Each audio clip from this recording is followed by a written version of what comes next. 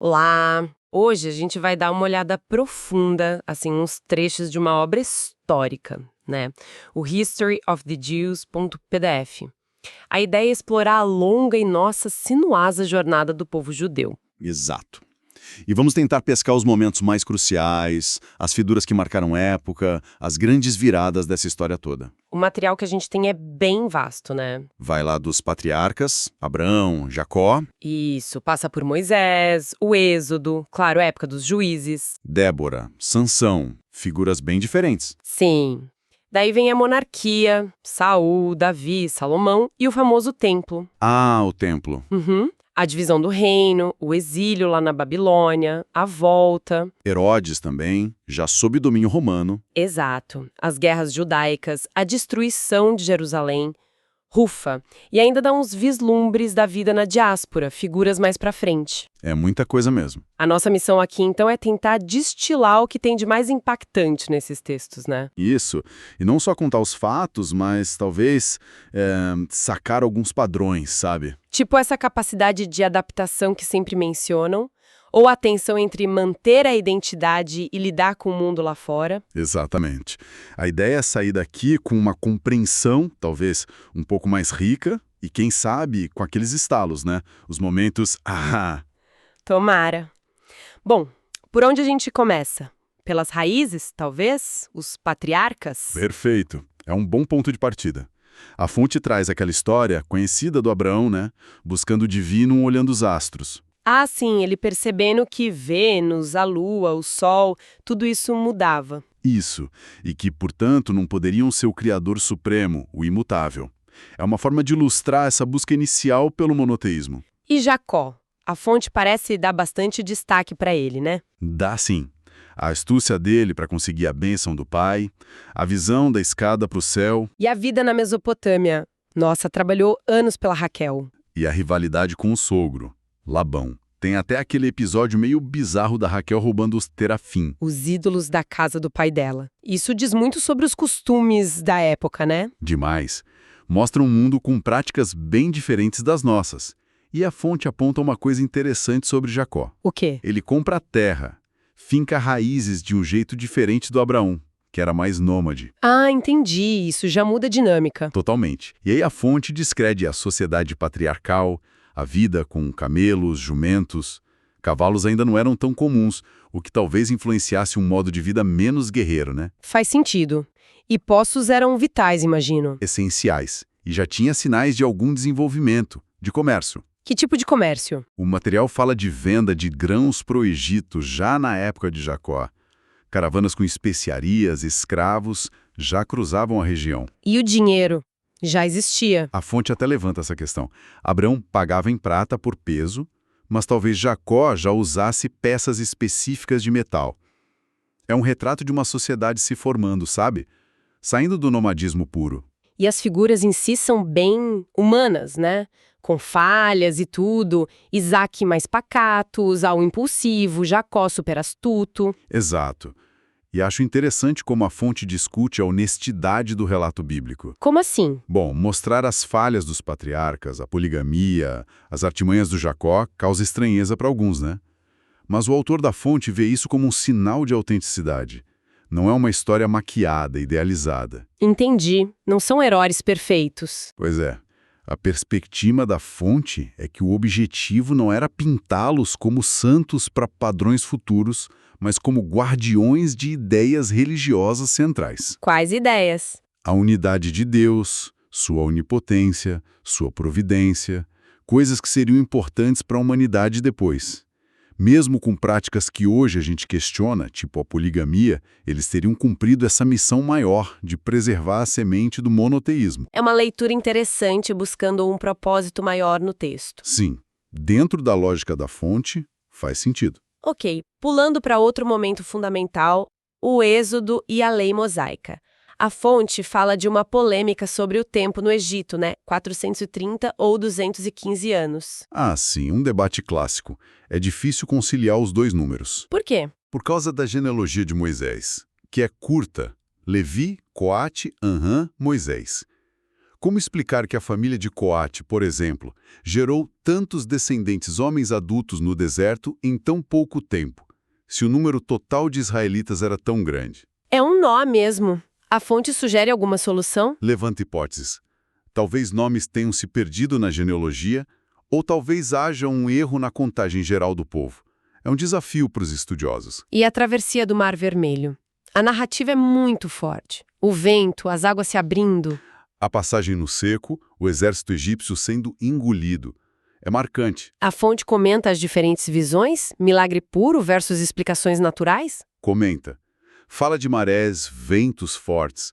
Mas o interessante é que o texto ressalta que mesmo uma explicação natural precisaria de um vento muito específico, muito oportuno, para dar tempo de todo mundo atravessar.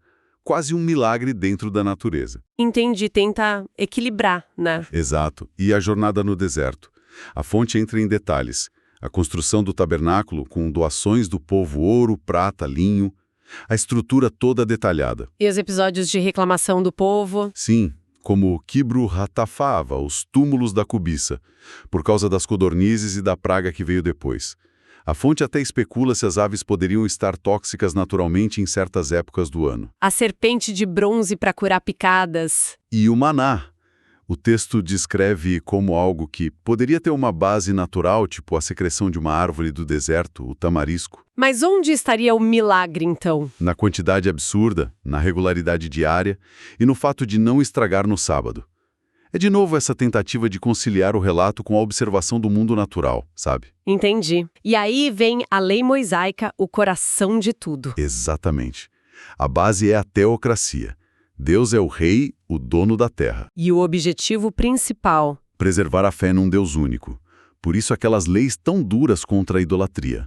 Como mandar destruir completamente uma cidade que se voltasse para outros deuses. Era radical. E os rituais, as festas... Páscoa, Pentecostes, tabernáculos. Essa última com as cabanas de ramos parece bem pitoresca. Sim, e a fonte até comenta o risco militar disso tudo. O povo todo ia para as festas e as fronteiras ficavam meio desprotegidas. A resposta era a confiança na proteção divina. Tinha o ano sabático também e o jubileu. Uma lei agrária bem particular para manter a igualdade, né? Sim, única na época. E as leis sociais são muito interessantes de ver. Como que? O respeito pela vida, regras sobre homicídio, as cidades de refúgio, o papel do Goel, o vingador de sangue, até regras de segurança, tipo ter parapeito nos terraços para evitar acidentes. A lei de Talião, olho por olho, também é citada. Mas a fonte faz a ressalva importante de que a tradição judaica afirma que isso era convertido em multa em dinheiro desde muito cedo. Não era literal na prática, segundo eles. Interessante. Tinha leis sobre escravidão também? Tinha, limitando o tempo de serviço para hebreus, protegendo escravas que fossem tomadas como esposas secundárias, e nas famílias, a autoridade do pai tinha limites legais. Ah, é? Sim, não podia deserdar o filho mais velho por birra, por exemplo. E tinha pena de morte para quem agredisse ou amaldiçoasse os pais. Era sério. E a lei contra cobrar juros de outros hebreus, tratando o empréstimo como caridade... Isso é bem diferente do nosso sistema. Totalmente. Era permitido cobrar de estrangeiros, mas entre eles a ideia era de ajuda mútua. Uma base ética bem forte ali. Mas tem um ponto bem mais difícil, né? A ordem de exterminar os povos cananeus. A fonte aborda isso, o autor tenta contextualizar, diz que era um mundo brutal. Cita exemplos. Cita o caso de Adoni-Bezeque, um rei que mutilava os reis que vencia, e argumenta que, uma vez iniciada a invasão, era uma questão de sobrevivência política para Israel não ser destruído, tudo justificado pela ordem divina. É a visão da fonte tentando entender a lógica da época e do texto, né? Sem necessariamente endossar a ação para os padrões de hoje. Exato. É uma tentativa de entender de dentro para fora. E o legado de Moisés? O que o texto destaca? Nossa, a fonte o coloca como uma figura monumental, líder, historiador, poeta, legislador, o criador da existência civil judaica. E destaca o altruísmo dele. Sim, por não querer que a própria família substituísse o povo de Israel. E a ênfase na lei escrita. Se não era uma teocracia pura, era uma nomocracia, um governo da lei. A influência dele, claro, vai muito além do judaísmo, né? Cristianismo, islamismo. Com certeza. Seguindo a linha do tempo, a gente chega nos juízes. Débora é uma figura feminina forte ali. Sim, e o cântico dela é tratado na fonte como um documento histórico importante. Dá pistas sobre como as tribos se relacionavam, como era a sociedade. Tem aquela menção curiosa sobre Dan e Aser fazendo coisas no mar, né? A gente não costuma pensar nisso. Pois é, e a ausência de Judá e Simeão no cântico levanta perguntas sobre a situação deles na época. E depois vem Sansão, o cara da força bruta. A fonte o descreve mais como um guerreiro individualista, sabe? Luta com leão, queima plantações com raposas amarradas pelo rabo. Usa uma queixada de jumento como arma e os enigmas. Sim, os enigmas e a fraqueza por Dalila, claro. A morte dele é trágica, no templo filisteu, levando todo mundo junto. Quase um personagem de épico grego, né? Total. E essa liderança mais solta dos juízes acaba levando ao quê? Eventualmente é um desejo por uma estrutura mais estável, mais unificada. O que nos leva direto para a monarquia. Começando com Saul. Isso, o primeiro rei. Ele organiza um exército, mas aí entra em conflito com o profeta Samuel. Por causa daquele sacrifício que ele fez sem poder. Exato. E aí ele perde a chance de ter uma dinastia, e então, claro, surge Davi. Davi. Figura centralíssima. Conquista Jerusalém, transforma em capital política e religiosa. Traz a Arca da Aliança para lá, um ato super importante. Mas a fonte também não esconde o lado sombrio dele, né? O pecado com Batseba. E as consequências terríveis na família, incesto, assassinato entre irmãos, a rebelião do próprio filho Absalão. A fuga de Davi de Jerusalém. Nossa, é um drama pesado. Muito. Mostra a complexidade da liderança, mesmo a que era considerada escolhida por Deus. Não era fácil. Sem dúvida. E depois dele vem Salomão. A grande marca dele é o quê? O templo, né? A construção do primeiro templo. A fonte descreve com muitos detalhes. O local no Monte Moriá. Os materiais nobres, cedro do Líbano, ouro puro, artesãos de Tiro ajudando. E o trabalho forçado de não-israelitas. A estrutura seguiu o modelo do tabernáculo do deserto. Sim, mas muito maior, mais durável, permanente. Com o pórtico, o santo lugar, o santo dos santos. E aquelas colunas famosas na entrada, Jaquim e Boaz. E a inauguração deve ter sido algo grandioso. A fonte descreve assim: a oração de Salomão é um ponto alto, ele reconhecendo que nem os céus podem conter Deus, quanto mais aquele templo feito por mãos humanas. E a presença divina se manifesta com uma nuvem e fogo. É uma cena forte. Mas Salomão não foi só o construtor, né? De jeito nenhum. Tinha riqueza, o comércio, alianças com o Egito, com Tiro, rotas comerciais exploradas até Ofir pelo Mar Vermelho. Caravanas da Arábia, postos comerciais importantes como Tadmor, que é Palmaia. Exato. A fonte até usa aquela imagem bíblica famosa da prata ser como pedras, em Jerusalém, de tanta abundância. E a fama de sábio, claro. Poeta, cânticos, naturalista, embora esses escritos tenham se perdido, filósofo moral, provérbios, eclesiastes. Recebeu até a visita da rainha de Sabá. Foi o auge. Mas esse auge não dura para sempre. Infelizmente não. Vem a divisão do reino depois da morte dele. O material menciona rapidamente a instabilidade no Reino do Norte, Israel. Vários golpes, mudanças de dinastia. Isso, em contraste com o Judá, no sul, que teve mais continuidade com a dinastia de Davi. E essa divisão enfraquece os dois reinos, imagino. Com certeza.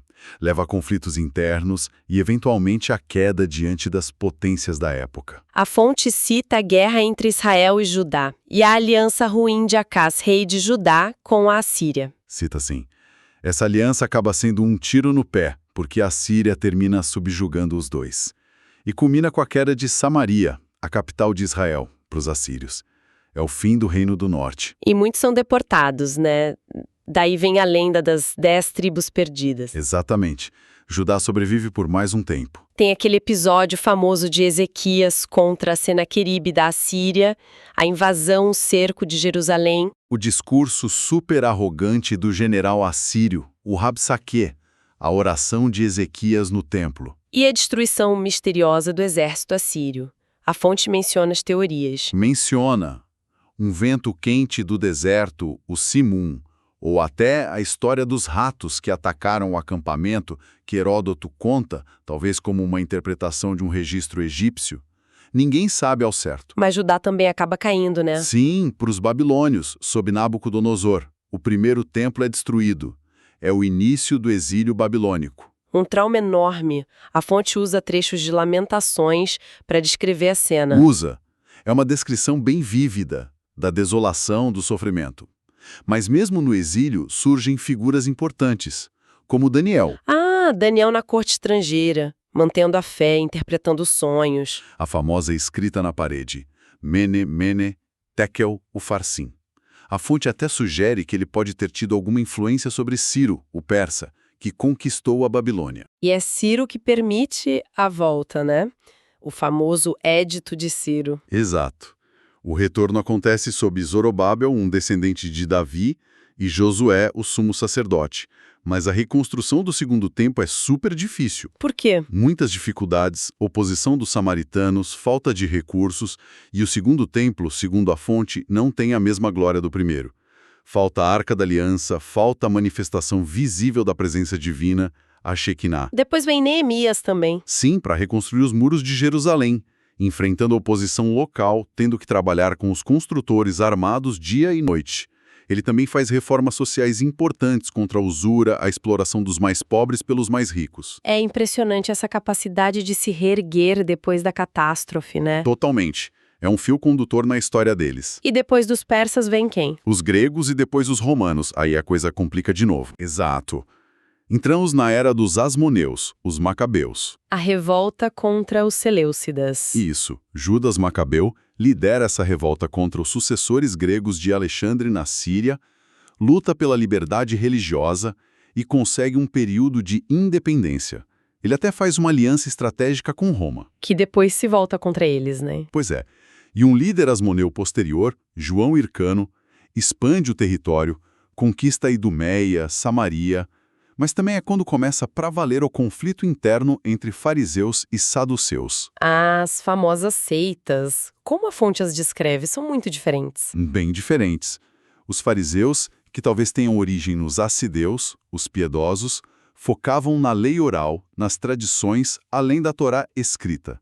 Acreditavam em ressurreição, anjos e tinham mais apoio popular. E os saduceus? Eram mais ligados à elite sacerdotal, talvez a linhagem de Sadoc. Focavam só na lei escrita, na Torá. Negavam ressurreição, anjos. Eram mais pé no chão, digamos, acreditando em recompensas e castigos aqui nesta vida e mais no livre-arbítrio. E esse conflito interno se acirra. Muito. A fonte conta um episódio num banquete em que Hircano rompe publicamente com os fariseus. Essa divisão interna vai enfraquecendo o Estado asmoneu. E quem se aproveita disso? Roma. Exatamente. As lutas pelo poder entre os próprios descendentes dos asmoneus acabam levando à intervenção romana. E nesse vácuo de poder, com apoio romano, quem ascende é Herodes, o Grande. Ah, Herodes. Figura super controversa pelo que a gente ouve. Extremamente. A fonte o pinta com esses dois lados muito claros. A magnificência e a crueldade. Magnificência nas construções. Sim, ele fez obras incríveis, reconstruiu o segundo templo de forma grandiosa, muito maior, construiu cidades como Cesareia Marítima, Sebaste e Samaria, palácios, fortalezas impressionantes como Massada, a Antônia em Jerusalém. Mas e o lado cruel? Era brutalmente paranoico. Mandou matar a própria esposa, Mariamne, por quem dizem que era apaixonado, mas desconfiava dela. Matou vários filhos por suspeita de conspiração. Executou outro filho poucos dias antes de morrer. Nossa, e ele introduziu costumes greco-romanos também. Sim, teatro, anfiteatro, jogos de gladiadores, o que ofendia profundamente os judeus mais religiosos e zelosos da tradição. Foi um reinado de esplendor arquitetônico, mas de muito terror e tensão interna. E depois da morte dele, o domínio romano fica mais direto, com os procuradores. Fica. O filho dele, Arquelau, governa por pouco tempo e é deposto. Aí vem os procuradores romanos. A fonte menciona Pôncio Pilatos, claro. No contexto do julgamento de Jesus, né? Sim, O texto usa esse momento para destacar o clima geral da época. Uma expectativa messiânica enorme, muita impaciência com Roma, atiçada por líderes rebeldes como Judas Galileu. E, ao mesmo tempo, o medo dos líderes sacerdotais de provocar uma reação romana violenta se houvesse tumulto. Exato. Era um barril de pólvora prestes a explodir. E explodiu mesmo, na Guerra à Grande Revolta contra Roma. Qual foi o estopim, segundo a fonte? As provocações de um procurador chamado Floro. Ele saqueou parte do tesouro do templo e ainda promoveu um massacre em Jerusalém quando o povo protestou. Foi a gota d'água. Tentativas de acalmar os ânimos falharam. Falharam. A fonte menciona um discurso de Agripa II e Berenice tentando apaziguar, mas o povo já estava enfurecido demais. A revolta aberta contra Roma começou. E a guerra em si? A fonte traz detalhes? Traz. A chegada de Vespasiano e depois o filho dele, Tito, para esmagar a rebelião. Menciona o papel complicado de Flávio Joséfo. O historiador. Sim. Ele começou como general rebelde na Galiléia, lutou contra os romanos, mas acabou se rendendo e passando para o lado romano. E foi ele quem escreveu a história da guerra. Uma figura controversa, mas nossa principal fonte. E o cerco de Jerusalém. A fonte descreve isso. Descreve de forma bem gráfica, bem terrível. Fala das muralhas impressionantes da cidade, as torres. Mas dentro, a situação era ruim. Caótica. 3 facções rebeldes diferentes lutando entre si dentro da cidade sitiada. Eleazar controlava a área interna do templo, João de Giscala os pátios externos e a cidade baixa, e Simão Bargiora a cidade alta, Sião. Uma guerra civil dentro do cerco. Que loucura! E a fome? Devastadora.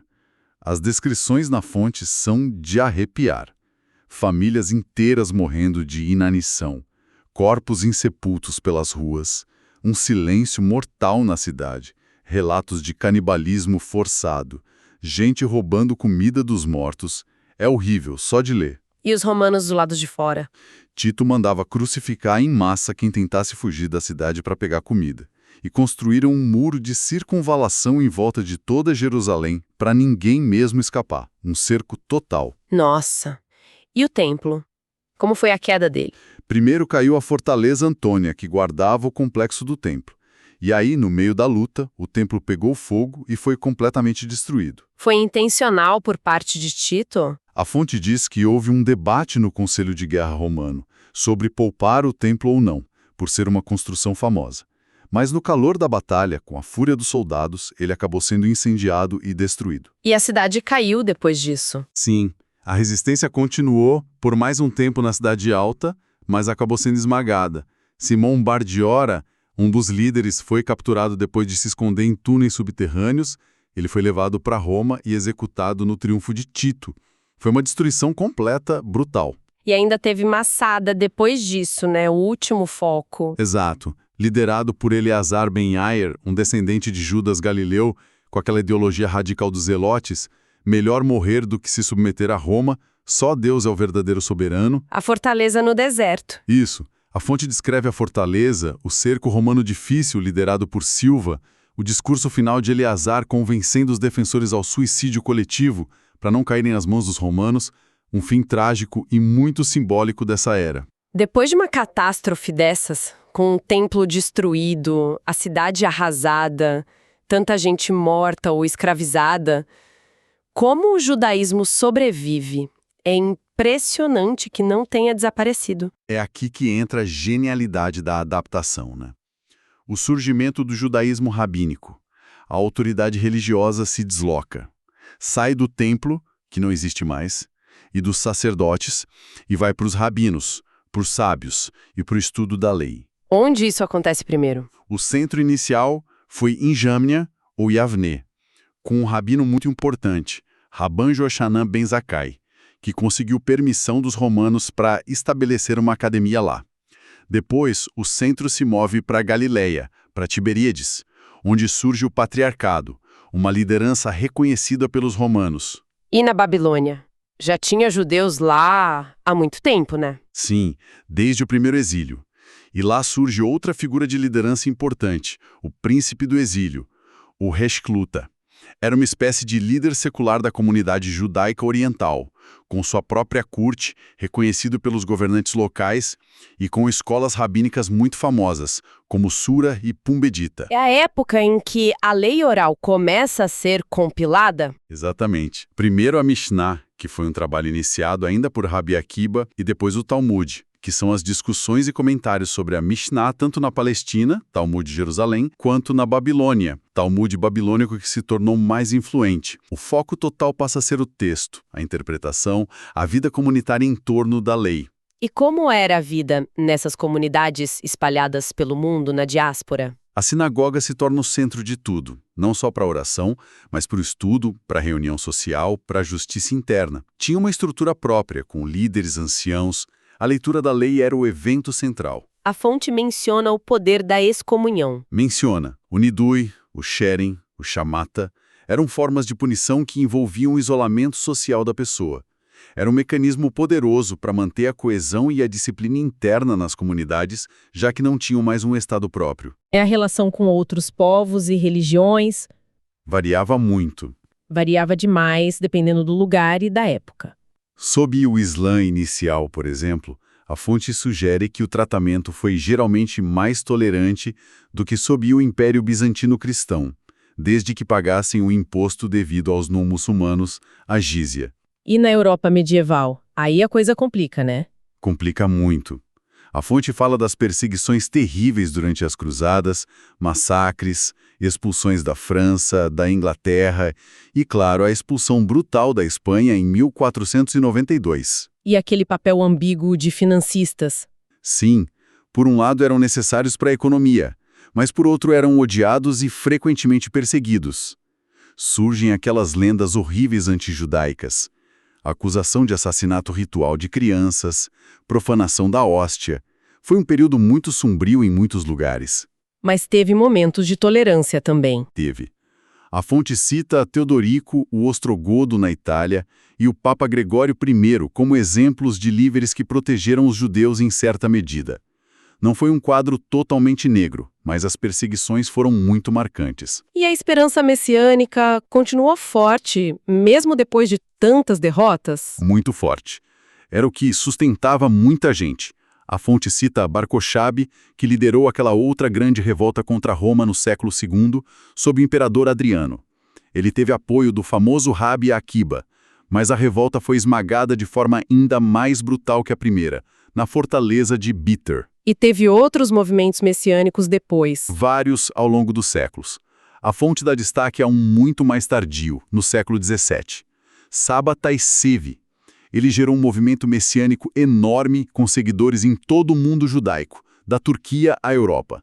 Muita gente acreditou que ele era o Messias. Mas o que aconteceu com ele? Ele acabou sendo preso pelas autoridades otomanas e, para salvar a vida, foi forçado a se converter ao Islã.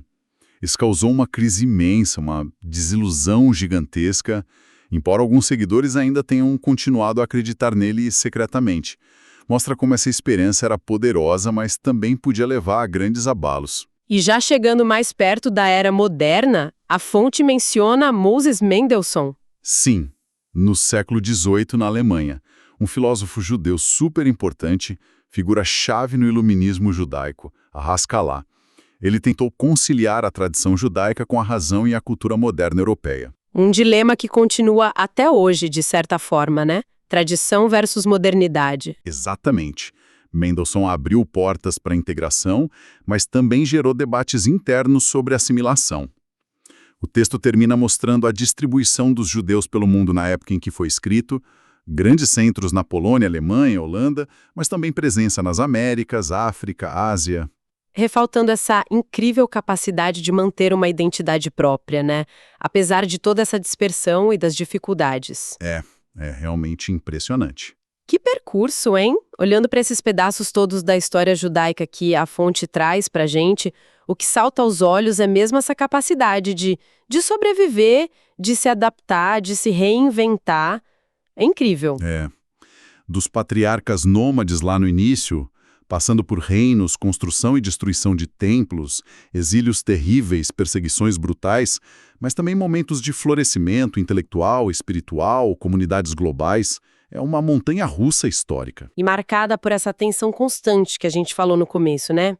Como manter a essência, a fé, a identidade, em meio a tantas pressões externas e mudanças internas. Como negociar essa relação com o mundo sem se perder completamente. Exato. A forma como a comunidade se agarrou à lei, ao estudo, à memória coletiva, à esperança messiânica, mesmo sem ter uma terra ou um templo por longuíssimos períodos, é realmente um fenômeno histórico impressionante que a fonte nos ajuda a vislumbrar mesmo que só em fragmentos. Fica então a reflexão final para quem nos ouve. O que dessa história tão longa, tão cheia de reviravoltas, com tanta dor, mas também tanta força, ainda ecoa hoje em dia? O que a gente pode talvez aprender sobre identidade, sobre comunidade, sobre resiliência, olhando para essa jornada tão particular? Uma pergunta para a gente levar e continuar pensando a respeito.